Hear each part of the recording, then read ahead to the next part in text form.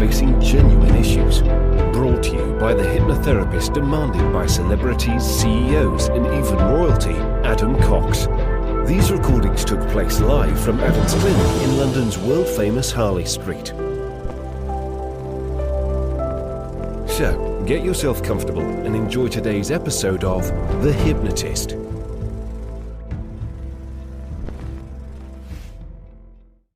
Hi, it's Adam here, and you're going to be listening to a hypnosis session all about creative writing, authenticity, flow states, linked to the idea of being a novelist.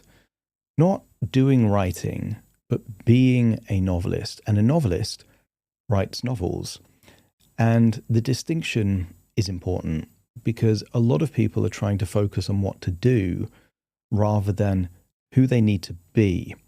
And the client that I was working with, very talented writer, had already written, but really wanted to embody the identity of a novelist. And they knew what that would mean. That would mean writing consistently every day, but not in a begrudging way, not in a forced way, but in an inspired way. They had role models that they knew could write incredible novels in 6 weeks, 2 months, and they wanted to tap into flow states and resource states that would enable that kind of not prolific writing of rubbish. You know, it's quality stuff being written because it's an expression of the talents and the resources of themselves. Now, it might be the case that you have no aspiration to be a novelist, but there might be something else that is your passion. It might be that you want to be the artist rather than to do art. Or it might be that you want to be the musician, the composer. It might be something else, the filmmaker. And I want you to think of, if you embodied your dream, what identity would you need to be? And as a side note here, I had learnt hypnotherapy. I was doing hypnotherapy with clients, but I accidentally stepped into an identity of the hypnotist. And it came from launching a podcast about 4 or 5 years after I started hypnotherapy and sharing my hypnosis with the world. But the title of my podcast is not Adam Does Hypnotherapy, it's The Hypnotist. And that's because I accidentally embodied the identity of the very thing that would enable me to be a better hypnotist. And here's what's interesting. A hypnotist does lots of hypnotherapy, but there is a way that people can get this wrong. There are certain people that embody the identity without getting good at the capability and the competency. And my very first career was in sales. And I had this wonderful advice that I got from an early mentor. And he really said this to me. He said, there's lots of people in sales that embrace the identity of being a salesperson, but don't get good at learning how to sell. And he said, in the sales game, you want to become a master at the skills without stepping into the identity. Now, if you think of a novelist, there will be some people that do lots and lots of writing that don't consider themselves a novelist or a writer. Equally, there will be people that really do consider themselves a novelist, but aren't consistently writing. And it's that sweet spot in between where identity collides with action and congruency. That's where the magic happens. You know, your favorite musician and favorite filmmaker, well, that's only the case because they created music and made films. Action is inextricably linked from the identity from those people that truly have an impact. So I want you to think of, what is your equivalent of being a novelist? And if you do want to be a novelist, this hypnosis session should fit you like a glove. But even if you want to be a musician or a YouTuber or an influencer or something like that, replace anything to do with writing with whatever your passion is, and you will still get a lot of value from this session. And if you do want something bespoke specifically for you, just like this client went out to me and we created a whole session based on their individual circumstances. That's also possible for you too. So if you like the idea of working with me, there will be a link in the description where you can book a free 30-minute consultation call, or you can visit my website, adamcox.co.uk, and on there you can book a free consultation call over Zoom. We'll have a chat, and who knows, I might be your hypnotherapist, your hypnotist, rather than a hypnosis podcast that you listen to. For now, though, you might get some real value from this session, so find a quiet, comfortable place, ideally the kind of place that you won't be distracted or disturbed. Relax and enjoy the session.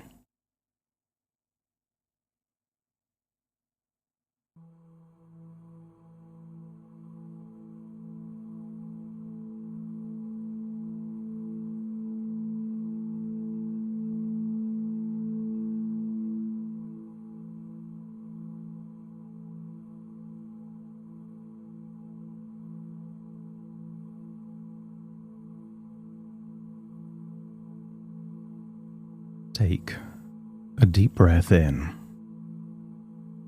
As you breathe in that resourceful feeling of calm and relaxation. And as you exhale, feel a feeling of release, as if any tension, stress, or worries are leaving your body in that outward breath. And when you breathe in deeper than before, breathing in that wonderful feeling of resourcefulness. And I want you to, as you breathe in, think about resources that could be amplified and enhanced. Focus, creativity, tenacity, determination. And the deeper you breathe in those resources, the more relaxed and resourceful you feel. And as you exhale, give permission to release anything that is unresourceful, any doubts, any beliefs that simply aren't true, hesitation, overthinking. Just allow it to be released. Breathing in everything that enhances who you are, and exhaling anything that contributes to who you are not. Each breath enables you to drift deeper and deeper down. The conscious mind could also be considered the logical, mindful mind. The subconscious, well, that's your imagination. Your ability to think without thinking. You don't intentionally decide what to dream, and yet the thoughts come. You've had ideas and inspiration that seem to magically appear from nowhere. That is the power of your subconscious mind. And the deeper you breathe, the more you gravitate to that place. A place of enhanced neural plasticity, amplified imagination, alignment between the conscious and the unconscious.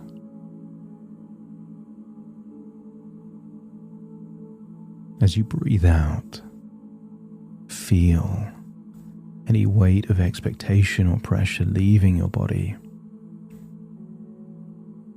And as you breathe in, feel that you're breathing in inspiration. Respiration is now inspiration. Breathing out the blocks and breathing in everything that enhances that which you desire. Feel the weight of your arms and your legs. Feel the rhythm of your breathing. And I want you to feel that every breath takes you to more and more ease, calm, and comfort. More and more congruency.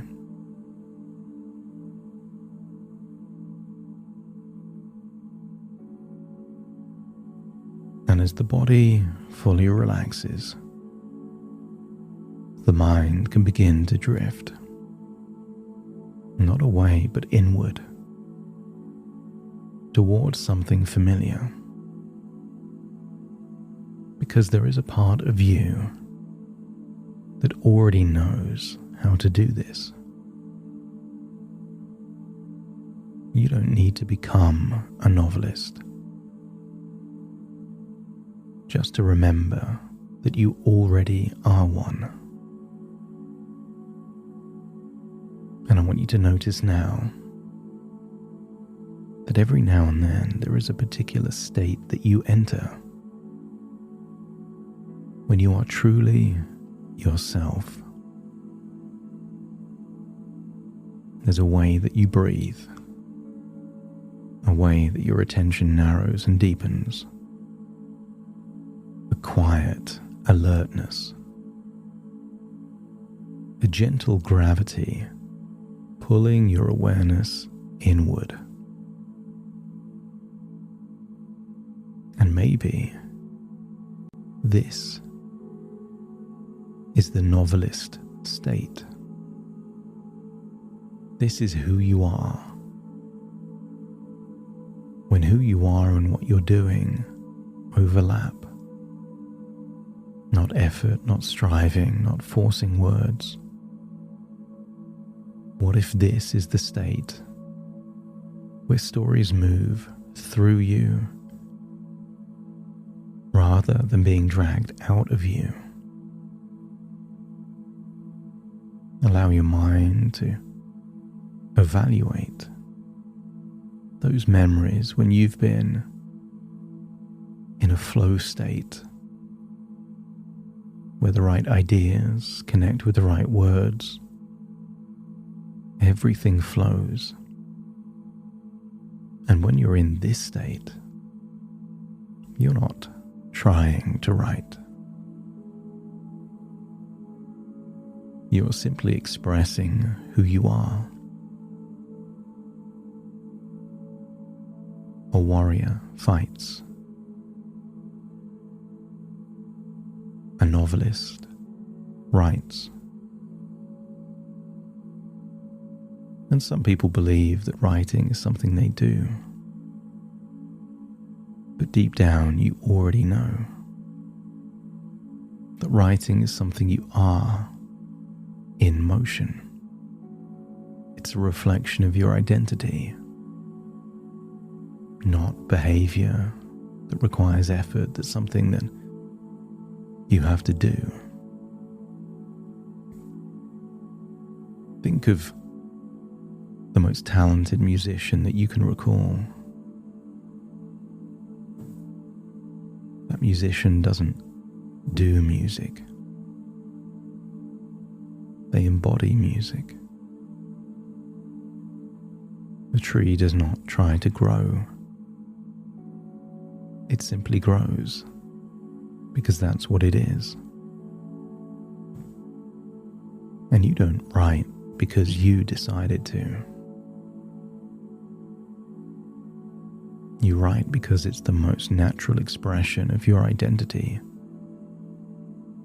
In those moments when you are aligned. And alignment does not require motivation. It requires acceptance and permission, and not from anyone else. Alignment only requires your own permission.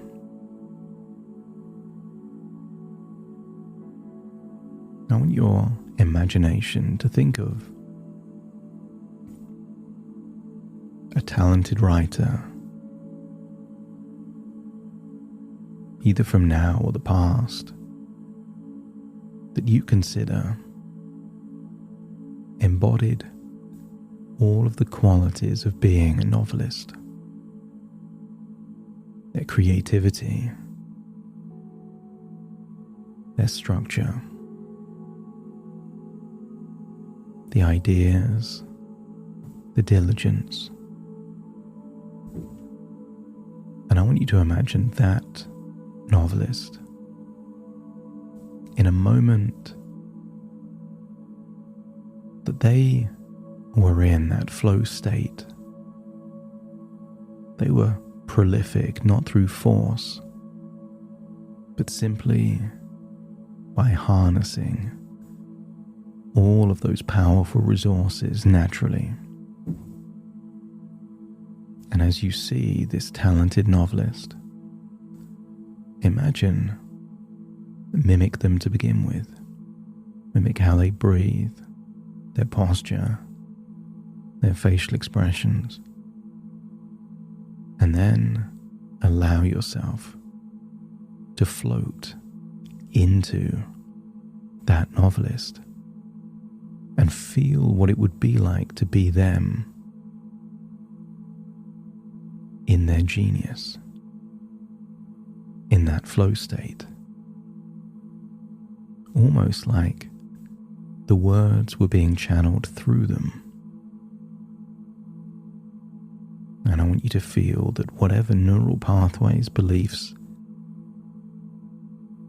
and ways of thinking existed in them are now through mirror neurons activating within you.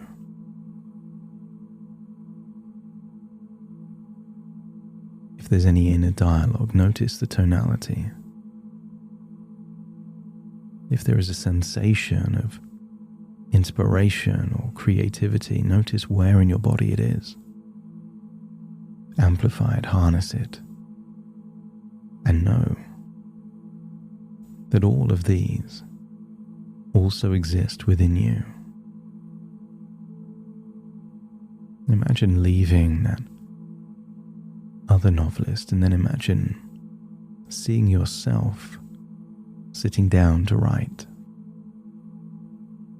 No pressure, no expectations, just observe yourself, you,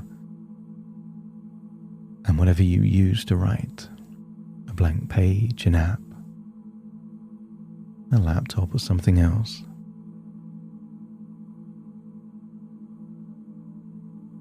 And I want you to notice and observe something curious happens.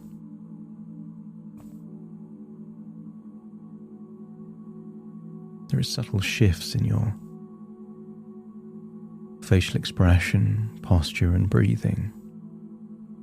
I want you to observe the very moment something changes. I want you to get a sense of how quickly sitting down to write activates that flow state where time changes, where minutes stretch, hours compress, and thoughts organize themselves without instruction. Words arrive already formed. Scenes assemble themselves. Characters speak without being summoned. Some people consider writing creating a world, a universe, in a different dimension, and the words flow from interacting with that world of your own creation. And what if this is flow? And flow doesn't come from effort. Flow comes from recognition, where your mind recognizes that this is what you do, and your body recognizes that this is where you belong.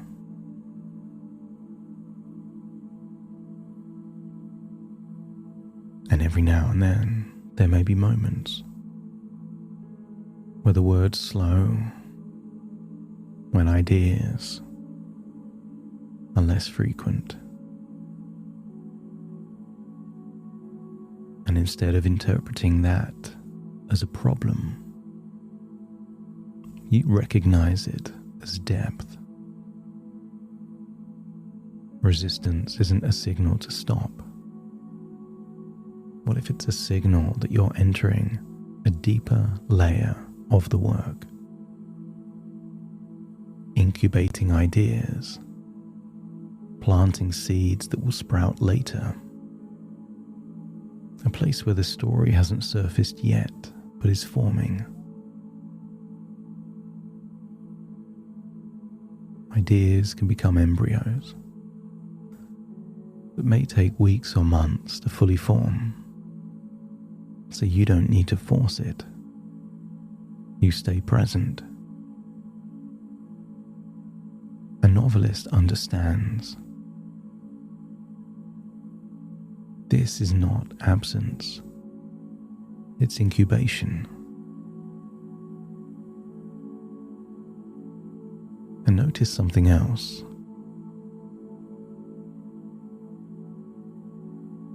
There's a change on how you think about unfinished. Unfinished ideas, unfinished words, paragraphs, chapters. You know that unfinished stories create tension. They open loops that can create additional cognitive load, because you've experienced this in other areas of your life. Things unrelated, but still need your attention or need resolving, give you less cognitive power to do what needs to be done.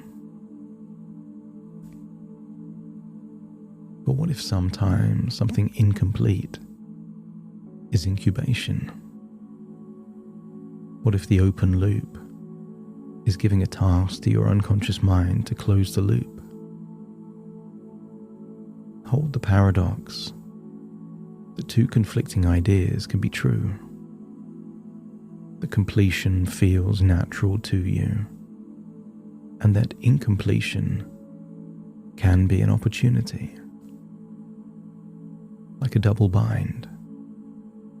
If you complete, you feel proud. If it's incomplete, know that your unconscious is working diligently to close the loop.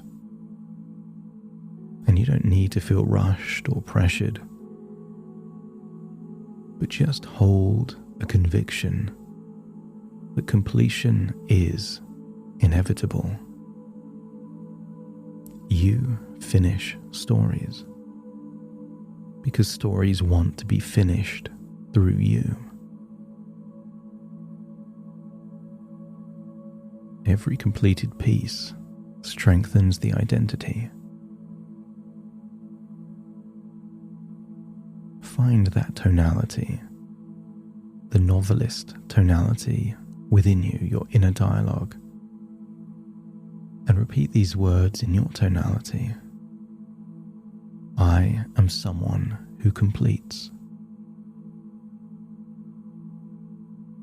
I am someone who follows through. I am a novelist who brings stories into the world.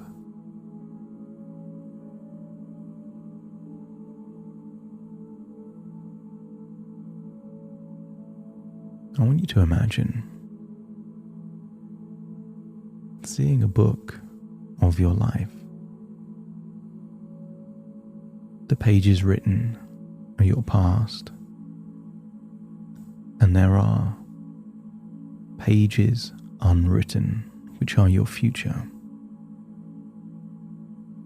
But every now and then you get a glimpse as to what could be on those pages. Not as something distant, but as something unfolding. Allow the words to turn into that universe, that world, you in the future, I want you to imagine seeing yourself. Books written, manuscripts completed. Books not just published, but launched, supported.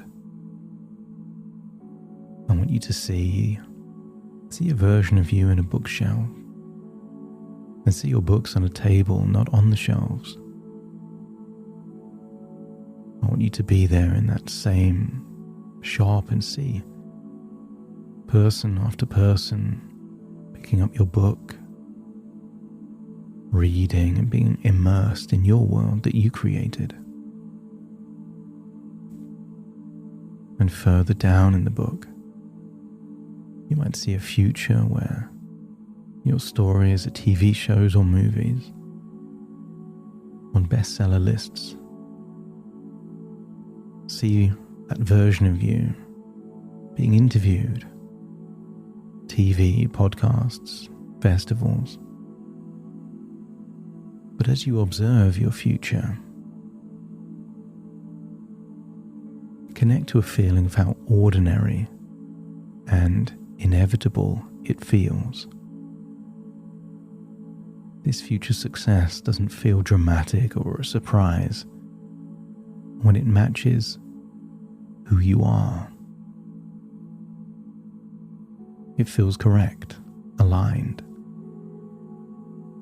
And from now on, whenever you sit down to write, whenever you open a document, whenever you add an idea to pre-existing ideas, whenever your fingers touch the keyboard or a pen, your mind remembers, your body remembers. And the novelist within you naturally comes to the forefront. Every individual has many different identities. But when you write and create, the novelist state returns. No effort, no delay, because this is not a task. It's an expression. And I want you to connect with the identity. Imagine yourself as a giant stick of rock there at the seaside, and just get a sense that if you were broken at any point, the words "the novelist" would still be revealed. This is your core, this is your identity. It runs through you at every level. You're not trying to be a novelist. You are the novelist. It's time to leave this state deep within your subconscious mind. But you return, embodying the state, the identity, and the future of the novelist.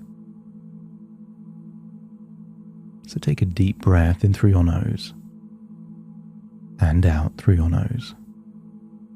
Wiggle your fingers, wiggle your toes, connect and calibrate into the here and the now as I now count from 1 to 10 to awaken you. Starting to count. 1, 2, 3, waking up. 4, 5, 6, more alert. 7, 8, open your eyes, open your eyes. 9, 10, wide awake, wide awake, wide awake.